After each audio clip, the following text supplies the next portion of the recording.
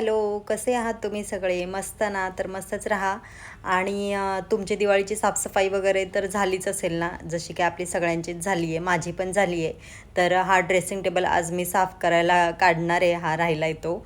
आणि बघा माझा आळसपणा दिसतो इथे तुम्हाला सगळा. आणि माझ्या ड्रेसिंग टेबलची सध्या ना ही अशी हालत आहे, कारण नवरात्रीमध्ये मी जे तयार वगैरे झाले होते किंवा जे आपण काही गोष्टी यूज केल्या होत्या, बांगड्या वगैरे त्या सगळ्या, तर मी ह्या अशा टाकून दिल्या होत्या, म्हणजे ठेवल्या होत्या तिथे. आणि हे ड्रॉवर्स वगैरे त्यांची आता ही अशी हालत आहे. तर म्हटलं चला आज हे साफसफाई वगैरे करते आहे ड्रेसिंग टेबलची. तर माझ्याकडे काय वस्तू आहेत, माझे ज्वेलरी कलेक्शन, कोणते कोणते ज्वेलरी आहे माझ्याकडे, तर ह्या सगळ्या गोष्टी तुम्हाला दाखवेन. मेकअपच्या गोष्टी माझ्याकडे खूप कमी आहेत, खूप म्हणजे खूपच कमी आहे असं मला वाटतं बरं का. म्हणजे नॉर्मल आपल्याला थोड्याफार ज्या गोष्टी लागतात मेन मेन, तर त्या पण आहेत माझ्याकडे. अशा काही जास्त फार अशा जास्त काही वस्तू नाही आहेत माझ्याकडे मेकअपच्या, तर त्या पण तुम्हाला दाखवेन मी. आपले सण वगैरे यायचं म्हटलं, असे मेन मेन जे सण आहेत आपले, दसरा, दिवाळी, गणपती, हे सगळे सण म्हटलं की आपली पहिली साफसफाई चालू होते घरामध्ये. आणि त्याच्यामध्ये दिवाळी म्हटलं की सगळ्याच गोष्टी आल्या. बाजार भरण्यापासून तर सगळ्या गोष्टी, फराळ बनवणं किंवा घर सजवणं, ह्या सगळ्या गोष्टी आल्या त्याच्यामध्ये. आणि आपला सण आहे ना ॲक्च्युली सगळा कामामध्येच जातो. त्याच्यामुळे मी ठरवलं आहे की थोड्याफार काही गोष्टी आहेत त्या विकत आणेन, फराळाच्या ज्या आहेत त्या.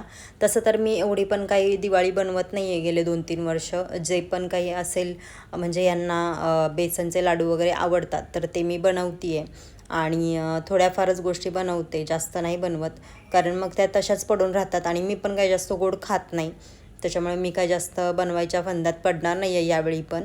बघूया आता काय काय बनवते. बाजार वगैरे तर भरला आहे मी थोडाफार दिवाळीचा जो काय आहे तो.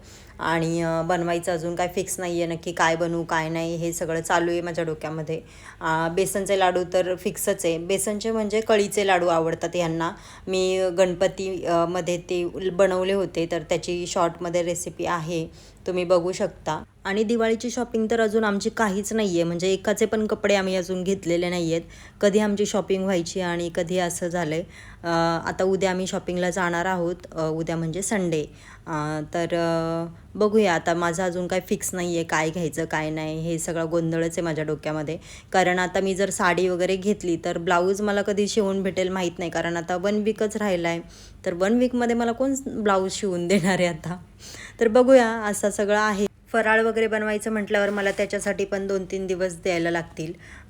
शंकरपाळी, बेसनचे लाडू म्हणजे कळीचे लाडू आणि करंजी, अशा 3 गोष्टी आणि चिवडा, अशा 3-4 गोष्टी मी बनवणार आहे असं विचार करते आहे. बघूया आता त्यातलं काय काय जमतं आहे बघू.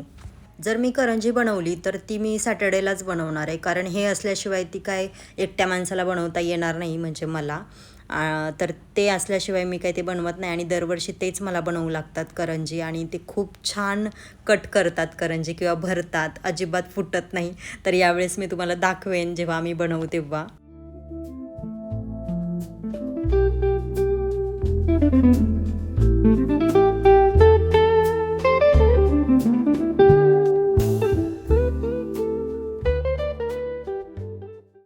तुमची दिवाळीची शॉपिंग आणि फराळाची तयारी वगैरे झाली आहे की नाही ते पण मला सांगा कमेंट बॉक्समध्ये.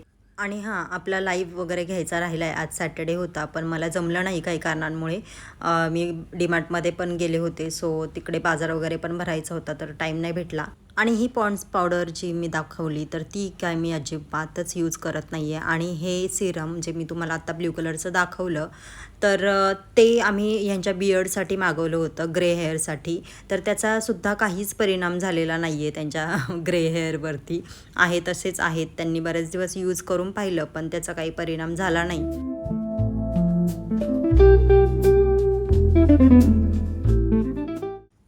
हे वॉच मला अहोंनी गिफ्ट दिलं होतं माझ्या बड्डेसाठी, सो. आणि अजून एक वॉच आहे माझ्याकडे, 3 वॉच आहेत ॲक्च्युली, अजून एक मी तुम्हाला दाखवायचं विसरली. आणि असे 3 वॉच आहेत माझ्याकडे आता सध्या. ॲक्च्युली मला ना मस्त असं वॉचचं कलेक्शन बनवायचं आहे आणि मी ते बनवेन हळूहळू, कारण मला वॉचेस असे वेगवेगळे घालायला खूप आवडतात. आणि ह्या बांगड्या ज्या की मी खूपच कमी घालते, तर मी अशा कधी कधी घालते, काही असेल सण वगैरे किंवा काही असं असेल तर तेव्हा मी घालत असते. आणि हे माझे स्किन केअर रुटीनचे जे आहे ते प्रोडक्ट आहेत. खूप कमी प्रोडक्ट आहेत, 3-4च प्रोडक्ट आहेत माझ्याकडे. ते म्हणजे एक मॉइश्चरायझर, 2 सनस्क्रीन, एक SPF 30, एक SPF 60 अशा 2 सनस्क्रीन आहेत. आणि एक क्रीम आहे जी वीकमधून एकदा मी लावते, आणि एक नाईट सिरम. आणि हे आहेत माझ्या ज्वेलरीजचे बॉक्स, जे माझ्याकडे आहे थोड्याफार, त्या मी तुम्हाला दाखवेन. आणि हे एक मी नियासिनामाइड यूज करत होते माझ्या डर्मॅटॉलॉजिस्टच्या आधी, त्यांनी सांगायच्या आधी, तर ते मी यूज करत होते. पण आत्ता काही मी ते यूज करत नाही आहे, कारण आता त्यांनी जे प्रोडक्ट मला दिलेत तर मी आता सध्या तेच यूज करते आहे. त्याच्या व्यतिरिक्त मी वेगळा काही एक पण प्रोडक्ट यूज करत नाही आहे. आणि इथे मला तुम्हाला खालीचे ड्रॉवर जे आहेत तर ते मला दाखवायचे होते, पण तिथे काही तो ट्रायपॉड बसेनाच मी काही केले तरी. आणि मला नंतर माझंच हसू आलं, तर मी आता काही कसं बसं तिथे ॲडजस्ट केला बेडवरतीच. म्हटलं चला आता तुम्हाला दाखवून देऊ खाली माझ्या ड्रॉवरमध्ये काय काय आहे ते. तर खाली ड्रॉवरमध्ये ना मी असे छोटे छोटे रॅक ठेवलेले आहेत, जे आपल्या डीमार्टमध्ये वगैरे भेटतात. तर तिथे मी हे असं ठेवलेत, जेणेकरून वेगवेगळ्या वस्तू राहतील आणि घ्यायला पण आपल्याला इझी पडेल. जेव्हा जेव्हा मी ड्रेसिंग टेबल क्लीन करते ना, तर तेव्हा ह्या सगळ्या गोष्टी मी क्लीन करते आणि सगळ्या वेगवेगळ्या करून ठेवते पुन्हा. आणि हे एक माझ्याकडे मेनिक्युअर पेडिक्युअरचं किट आहे, जे की डीमार्टमध्ये भेटतं. ते मी घेतलं होतं आणि मी कधी कधी घरीच करते. तर आता तुम्हाला दिसेल की माझ्याकडे किती किती प्रोडक्ट आहेत मेकअपचे. तर ह्या आहेत लिपस्टिक, थोड्याफार ज्या आहेत माझ्याकडे त्या.